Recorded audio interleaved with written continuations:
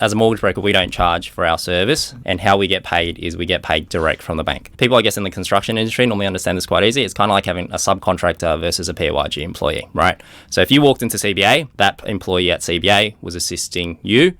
If you went to a broker and that broker also went to CBA because CBA is the right bank for you, they don't just become a middleman and give your documents to that CBA employee. That broker essentially becomes that employee, so they'll have access to CBA policies, have access to CBA calculators. They will do all of the things that that banker would have done on behalf of CBA. But at the very end of the process, CBA still issues the loan. CBA still gets paid the interest that you will pay as a client to the bank, right? But now, in that example where you've gone to that mortgage broker, CBA no longer has to pay that salary to that employee. Instead of paying the salary to the employee, that bank will then pay the mortgage broker a commission, and that commission essentially is no cost to you as the client, right? Yeah. So we get paid as a mortgage broker 2 types of commission. We get an upfront commission, which is across majority of banks 0.65% on the net loan amount.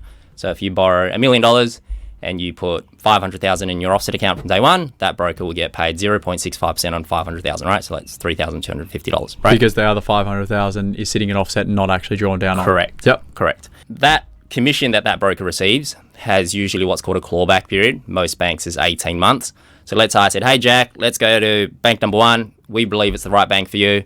We get the loan done. We get paid the $3,250 on a $500K loan. 17 months down the track, you realize, fuck, that was the wrong bank for me. I should have gone to another bank. And then you close your loan, or you refinance to another bank, or you sell your property.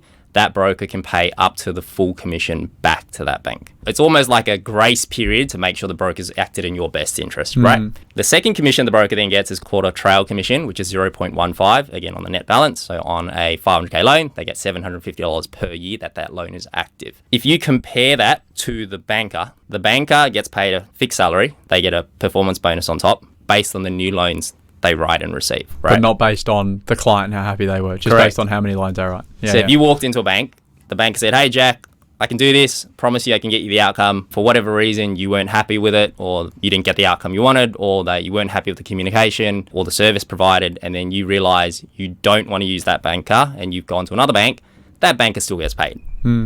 From the moment you've engaged a mortgage broker, any time that mortgage broker has spent with you, they don't get paid all the way up to when they get the loan settled for you. So if they promise you the world and then they can't deliver and then you pull out for whatever reason, they don't get paid, right? So they're very much on the same page as you. If you get your outcome, they get paid.